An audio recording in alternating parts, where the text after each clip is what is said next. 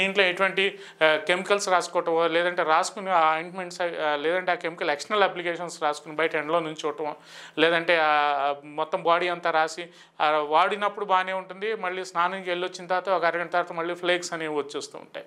So అది చాలా ఇరిటబుల్గా ఉంటుంది. సో ఇక్కడ నా ట్రీట్మెంట్లో ఏంటంటే there are no any external applications, no ointments in my treatment. So ఎటువంటి పైపుతలు కానీ ఎటువంటి పైన ఎక్స్టర్నల్ అప్లికేషన్స్ కానీ ఏమీ ఉండవండి. సో మేము ఇచ్చేది ఎలా ఏంటంటే బాడీ యొక్క ఇమ్యూనిటీ ఇంప్రూవ్ చేయడానికి homeopathy system treats the immunity as a immunity of the individual.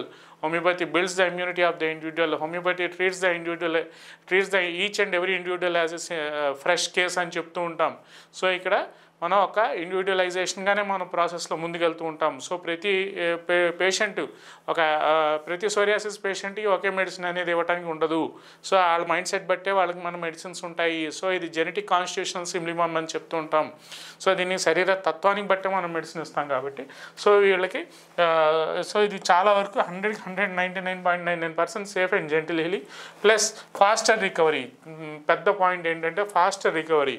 So ఏదో సోరియాసిస్ పేషెంట్ వచ్చాడు, లేదంటే సమ్ ఆర్థరైటిస్ పేషెంట్ వచ్చాడు, లేదంటే సమ్ స్పాండిలైటిస్ పేషెంట్ వచ్చాడు అనేది కాదండి. ఇక్కడ ఫస్ట్ అండ్ ఫార్మోస్ట్ థింగ్ ఏంటంటే వెరీ స్పీడ్గా వెరీ ఫాస్ట్గా రికవరీ అనేది చాలా ఫాస్ట్గా మనకు కనిపిస్తుంది. సో దీనికి ఏదో హోమియోపతికి డాక్టర్ దగ్గరికి వెళ్ళామంటే ఏదో రెండేళ్ళు వాడమన్నారు, 3 ఏళ్ళు వాడమన్నారు అనేది ఉండదండి. సో ఏదైనా ఫస్ట్ అండ్ ఫార్మోస్ట్ థింగ్ ఒక పేషెంట్ వచ్చారంటే మనకు ఒక 6 monthsలో best and beautiful results, patient should be satisfied with my treatment. So అతనికి డిసీజ్ నాకు తగ్గుతుంది, నేనేమి పైన ఎక్స్టర్నల్ అప్లికేషన్స్ రాసుకోకుండా చాలా వరకు నేను వాడుకునే మెడిసిన్స్ డాక్టర్ గారు ఇచ్చే మెడిసిన్స్ ద్వారానే నాకు అన్నీ తగ్గుతున్నాయి, నేనేం పైపోతలు ఏమీ రాసుకోవట్లేదు, ఎటువంటి పథ్యాలు ఏమీ లేవు. సో దీంట్లో కూడా కొంతమంది అడుగుతూ ఉంటారు ఏంటండి సోరియాసిస్ వచ్చింది కదా, లేదంటే సమ్ అలర్జిక్ రియాక్షన్స్ ఉన్నాయి కదా, పథ్యాలు ఏమన్నా ఉంటూ ఉంటాయండి. So there are no food restrictions and no diet restrictions అండి. ఎటువంటి పథ్యాలు కానీ ఎటువంటి ఆహార నియమాలు కానీ ఏమీ ఉండవు దీంట్లో. అంటే అండ్ అన్లెస్ మీకు ఏమన్నా తినే వాటిలో మీకు ఏమైనా అలర్జిక్ రియాక్షన్స్ కానీ, కొంతమందికి సీ ఫుడ్స్ పడవు.